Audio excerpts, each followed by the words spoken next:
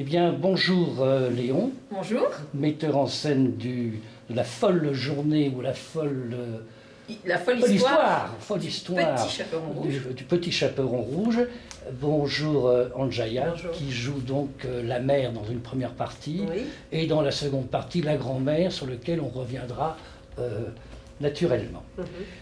Léon, puis-je me permettre de vous demander de vous présenter un petit peu votre carrière, comment ça a débuté, et les différents thèmes ou différents domaines dans lesquels vous travaillez. J'ai commencé un peu tard la danse et j'ai commencé dans la première compagnie de danse hip-hop qui s'appelle Black Blamber, qui a démarré il y a 30 ans. Et donc j'ai passé le casting et puis voilà, j'ai commencé presque quasiment professionnellement tout de suite. Et dans cette compagnie, j'ai appris beaucoup. Mon rêve, c'était d'être danseuse, mais voilà, j'ai pris un chemin un peu particulier. Et à partir de ça, ben, voilà, j'ai travaillé en télé, j'ai travaillé en événementiel en tant que danseuse. Et puis très très vite, j'ai voulu faire de la chorégraphie, mais ça c'était aussi quelque chose que j'avais en moi depuis longtemps. Et donc j'ai fait beaucoup de chorégraphie pour des défilés, pour de l'événementiel, pour des artistes de chanteurs, notamment les G-Squad, les 2B3, voilà, à l'époque. Et puis je travaille aussi, je fais beaucoup de stylisme. J'en ai fait pour les défilés, j'en ai fait aussi pour le théâtre. Et puis maintenant, ben, je travaille comme metteur en scène. Très bien. Et ces différentes activités, vous arrivez à les équilibrer? Vous avez une préférence pour l'une? Est-ce que c'est le stylisme? Est-ce que c'est le défilé de mode? Est-ce que c'est l'événementiel en entreprise? Parce que tout ça est... Ouais. Bah, moi j'adore, je pense que tout fait partie du même métier, hein. C'est de l'image en soi et moi c'est ça qui m'intéresse. Donc j'aime beaucoup le mouvement et j'aime beaucoup tout ce qui va avec, j'aime beaucoup la photo et donc voilà, un spectacle c'est les costumes, c'est la lumière, c'est la danse, c'est le chant, c'est la chorégraphie et tout ça m'intéresse en fait. Bon, j'adore la mise en scène, je trouve ça vraiment, vraiment passionnant. Mais j'en fais parce que aussi j'ai l'expérience pour arriver jusque-là de la scène dans sa totalité en général. Est-ce que vous seriez un cas particulier ou est-ce que c'est une tendance actuelle un petit peu de metteurs en scène qui vont vers l'événementiel? Je crois que c'est un parcours qui est peut-être le mien et peut-être d'autres aussi, hein. Je ne sais pas si c'est une tendance particulière, mais moi je suis très ouverte à tout ça. Je ne me pose pas tellement de questions à savoir, voilà, j'ai même donné des cours de Zumba, bah, pourquoi pas, je trouve ça intéressant, je m'y suis intéressée, c'était vraiment super. Et puis voilà, moi je suis ouverte. Très bien. Anjaya, oui. Alors vous avez un parcours différent, qui d'abord est classique. Enfin classique, c'est classique, c'est bien. Parce que je n'ai pas du classique. Hein. Non. Pas moi. Enfin, dirons-nous au départ, conservatoire. Oui, le conservatoire de musique, oui. Conservatoire de musique. Et puis après, donc... En fait, j'ai commencé à 5 ans parce que je ne sais pas d'où ça vient. Hein. J'ai voulu faire de la flûte traversière, donc mes parents m'ont dit bah ok. Donc j'ai fait le conservatoire à Saumur. Et puis ensuite j'ai vu... Alors en parallèle, j'ai pris des cours de danse, mais comme toutes les petites filles, enfin en grande majorité, on fait de la danse. Donc ça aussi c'était là. Mais j'ai vu une artiste qui s'appelle Rhoda Scott, qui est une organiste, qui chante, qui est absolument extraordinaire. J'ai eu l'occasion de la voir en fait au théâtre de Saumur en concert et donc ça m'a complètement bouleversée et donc du coup j'ai arrêté la flûte traversière et j'ai dit voilà je veux faire de l'orgamon. Donc j'ai fait de l'orgamon, mes parents m'ont dit c'est la dernière fois, tu fais ça, tu le fais vraiment. Donc j'ai fait 10 ans d'orgamon. En parallèle je continuais la danse et puis s'est posé la question de qu'est-ce que tu veux faire dans ta vie assez jeune. Donc du coup, je suis partie à Paris et j'ai fait l'école l'AID parce que je voulais vraiment garder la musique, le chant, le théâtre aussi. Donc ça a été assez évident parce que l'AID, enfin, quand j'y suis entrée, c'était la première année où vraiment elle s'ouvrait à toutes les disciplines. Au départ, c'était une école de danse. Donc du coup, voilà, ça s'est fait comme ça, assez rapidement. Et alors après, donc, vous avez parcouru les castings, vous avez... Oui, après ma formation, j'ai eu la chance de rentrer déjà dans la compagnie de l'école. Donc ça, c'était vachement bien parce que ça nous a permis de voyager, de promotionner un peu l'école. mais de se confronter à la scène comme des artistes, même si on était encore tout jeune, hein, tout frais, on venait juste d'avoir cette formation. Ça, c'était très formateur, c'était vraiment bien. Et après ça, je suis partie vivre à Londres pendant 1 an, parce que je voulais continuer en fait à me performer. Et puis, beaucoup de choses m'ont plu là-bas, mais c'était très fermé à l'époque où j'y suis allée en fait. C'était pas du tout ouvert aux étrangers, donc il fallait avoir une carte comme la Green Card, là c'était l'Equity Card, et c'était compliqué de l'avoir. Donc j'ai fait 1 an là-bas, finalement j'ai fait beaucoup plus de musique que de danse, et puis je suis rentrée sur Paris, et là j'ai retrouvé en fait Brigitte Thierry-Mieg, qui a été quelqu'un qui a été important pour moi aussi, parce que c'est elle qui m'a présenté Brigitte Nel, qui est la chorégraphe de l'émission de Drucker, et du coup je suis rentrée à Star 90 tout de suite dans ces émissions-là, donc ça m'a ouvert la porte en fait vers les émissions télé. Et du coup, j'en ai fait beaucoup après. On s'est souvent croisés. Ouais, avec Léon, on était ensemble ouais. chez Jacques Martin, etc. Ouais. Enfin voilà, ça a été la porte ouverte à toute une période de danse, d'accompagner moi aussi des artistes, etc. Donc, Et alors, la comédie musicale, quand est-ce que vraiment ça... La comédie musicale, en fait, c'est arrivé assez bizarrement. C'est parce que Redam m'a proposé de faire au départ Les Demoiselles de Rochefort. Et je n'avais pas du tout envie de faire Les Demoiselles de Rochefort. Et en fait, ils se sont trompés. Ils m'ont envoyé, la production Louvain m'ont envoyé 2 scénarios, enfin 2 livrets, pardon, celui de Belle Belle Belle et celui des Demoiselles de Rochefort. Et quand j'ai vu celui de Belle Belle Belle, il y avait le personnage que donc j'ai interprété, que j'ai adoré tout de suite. Et je me suis dit non, c'est ça que je veux faire. Et du coup, quand je suis passée à l'audition, il m'a fait passer l'audition pour Les Demoiselles, mais je lui ai dit non, moi je veux faire celui-là. Donc du coup, ils m'ont laissé la possibilité de passer l'audition, et puis du coup, ça s'est fait. Donc j'ai bien fait de le faire comme ça. Donc c'est venu comme ça. Et alors après, vous faites d'autres comédies musicales. Oui, du coup, oui. Je vois que vous vous entraînez déjà comme la méchante maman dans Cendrillon. Ouais, ça c'était génial. Ouais, la méchante belle-mère, ouais, oui, c'était super hein, de travailler avec ça. Et nous voilà donc à la folle histoire du petit chaperon rouge auquel des nouveautés. Oui. Alors, je vais vous poser maintenant quelques questions sur la genèse de ce spectacle. Donc ce chaperon rouge qui, pour l'enfant, est un modèle de petite fille gentille, obéissante et affectueuse. Or, il y a 2 lectures, puisqu'il y a d'abord le conte de Perrault qui est absolument d'une cruauté redoutable.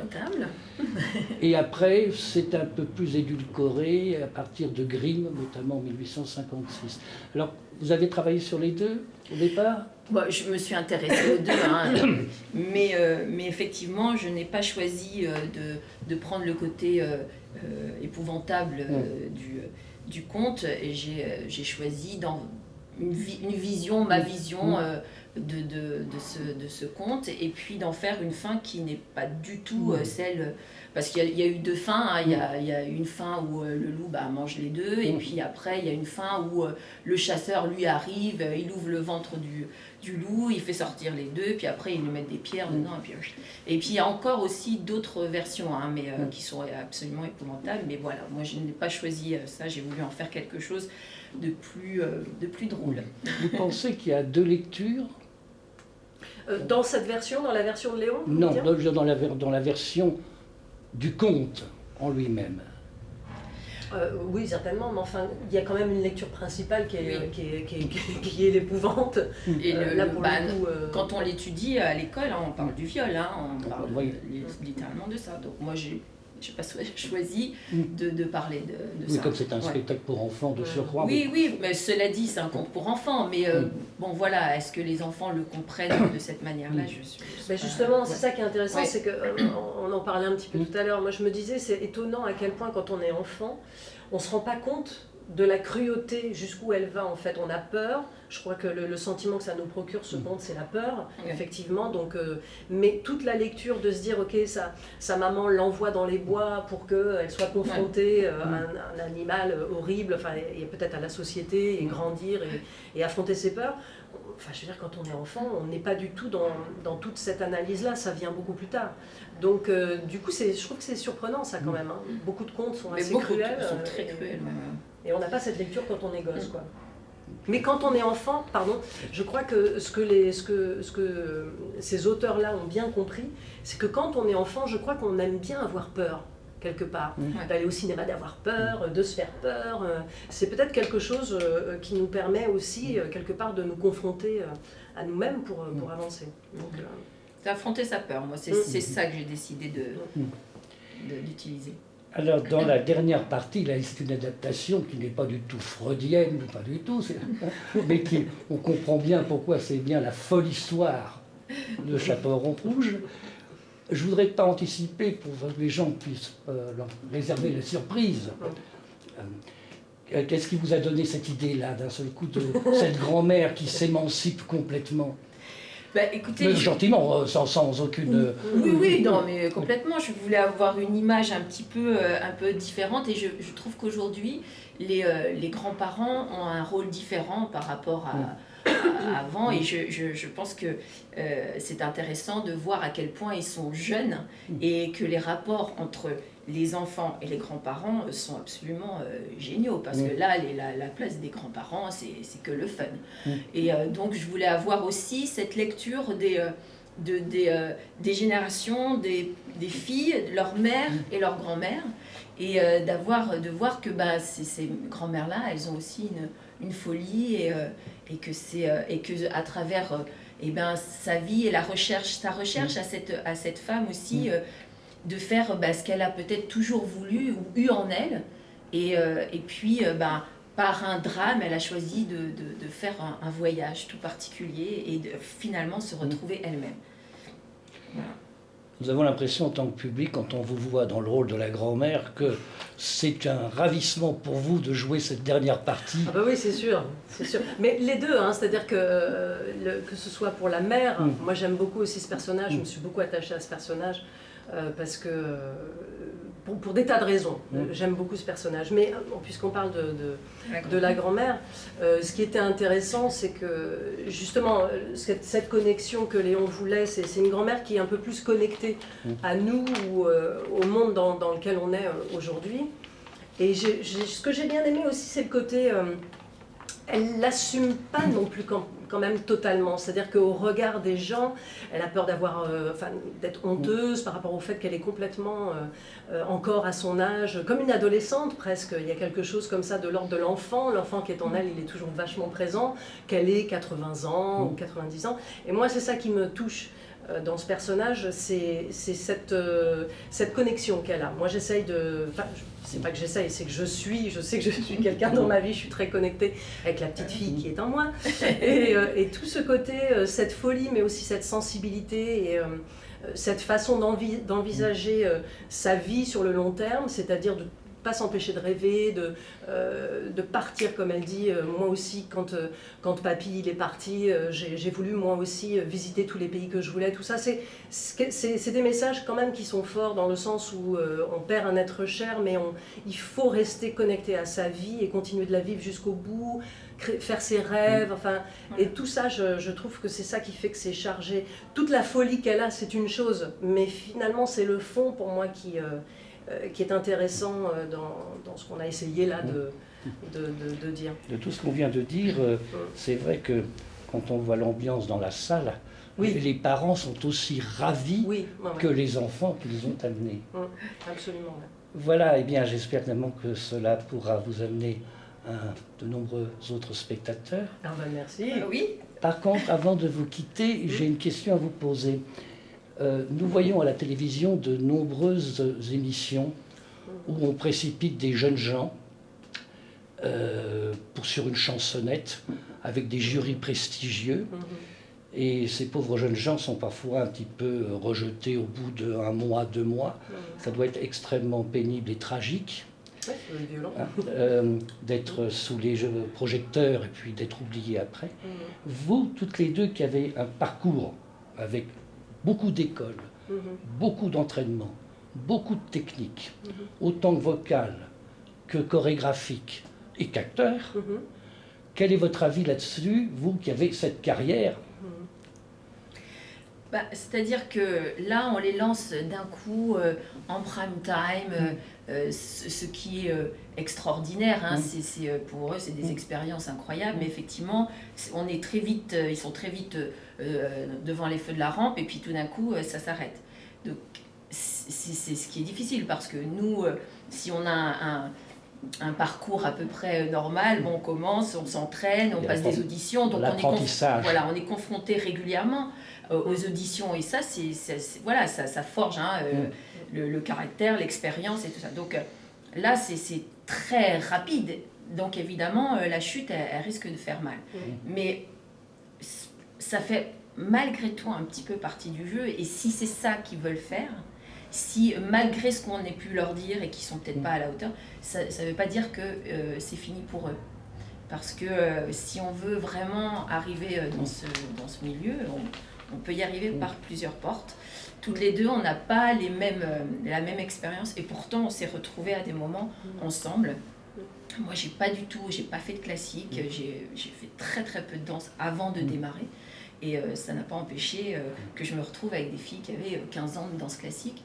On était au même endroit, au même moment. Donc, c'est pas grave le parcours. J'espère qu'ils comprennent bien, enfin c'est ça j'espère qu'ils comprennent bien que c'est pas fini, c'est pas parce que ils se sont plantés sur ce truc-là que voilà. C'est une expérience. Par contre, il faut le prendre comme une expérience. Nous, on a fait des choses qu'on n'a pas forcément aimées aussi, mais il faut en tirer le côté positif. Mais c'est forcément très difficile. C'est sûr que de toute façon, je crois que ça fait partie vraiment de là aujourd'hui. Notre fonctionnement, il est quand même dans le métier beaucoup comme ça. Je me souviens, on parlait de Belle Belle Belle tout à l'heure. Il y avait une des jeunes comédiennes qui était avec moi, qui jouait ma fille, Lisa Pastor, qui me disait qu'elle avait fait tel radio-crochet, tel télécrochet, etc. Et je voyais bien que c'était toute une nouvelle génération. Moi, je me disais, mais c'est dingue quand même, effectivement, ta première audition, bim, ça peut être devant 5 millions de téléspectateurs. C'est quand même quelque chose, quoi. Donc, je trouve que de toute façon, on vit dans un monde qui peut être beaucoup plus violent. Je vais parler que quand je dis le monde du showbiz, quoi, enfin de tout ça, même s'il y a toujours cette confrontation, maintenant, c'est vrai que c'est pas toujours bienveillant et en plus, je trouve que parfois on les encense d'un coup, c'est pas forcément justifié, parfois oui, parfois non, et parfois on les descend et c'est pas forcément non plus tout à fait justifié. Donc c'est vrai que c'est ce que tu dis, il faut le prendre comme une expérience. Je pense pas que tous les jeunes le prennent comme une expérience. Je pense que la majeure partie essaye vraiment de sortir par cet intermédiaire, mais il y a toute une autre réalité derrière, celle du disque, celle de faire une carrière. Et c'est mon point de vue, ça n'engage que moi, mais je ne pense pas que derrière ces émissions-là, l'envie des majeurs qui peuvent être derrière soit forcément à chaque fois sortir un album, alors que c'est difficile de vendre des albums aujourd'hui, développer l'artiste, etc. Ça se fait très peu. C'est ça, en réalité, il est là tout le souci. C'est au compte-gouttes. Même celui qui gagne, qu'est-ce qu'il devient après, il est là le problème. Après, pour les autres, finalement, peut-être qu'eux, ils s'en sortent mieux. Parce qu'ils sortent plutôt du challenge, mais finalement, ils ont cette expérience-là qui permet aussi d'avoir été vus. Ce qui n'est pas toujours le cas, c'est que nous, les artistes, il faut qu'on nous voit à un moment. Et puis, mais c'est vrai que c'est le pourquoi de tout ça. Je pense que c'est important que ces artistes-là, quand on regarde ceux qui sont sortis, Julien Doré, etc. Enfin, il y en a quelques-uns. À part une ou deux chanteuses qui ont eu besoin de développer un univers autour de ce qu'elles étaient, ceux qui s'en sortent, c'est Christophe Mahé. Christophe Willem. Christophe Willem. Il y en a quelques-uns comme ça. Julien Doré. Jennifer Laffaire. Qui ont un univers. Ou Olivia Ruiz qui avait son univers. Ceux-là, ils arrivent à vraiment faire une carrière, ou alors il faut avoir une vision de ce qu'on veut faire, savoir ce qu'on veut faire, pour pouvoir en face dire à son label ou à sa major, parce que c'est ça qu'ils attendent aussi de nous, en tant qu'artiste, de se positionner comme un artiste. Donc c'est pas qu'une audition, c'est vrai que derrière, il faut se dire, si je veux faire une carrière, qu'est-ce que je veux faire, comment je veux la faire, quel est mon objectif, pour pouvoir en face le dire. Voilà, moi c'est ça que je veux faire pour qu'on puisse le développer. Mais il y a des amis artistes extraordinaires qui ont passé les castings, qui se sont fait jeter. Hein. Et pourtant ils ont des beaucoup d'expérience et des belles Échec. carrières derrière. Échec, apprentissage. Oui, et de puis, toute façon. Voilà. Eh bien, je vous remercie beaucoup Merci. sur cette Merci. conclusion très positive. Merci. Ouais.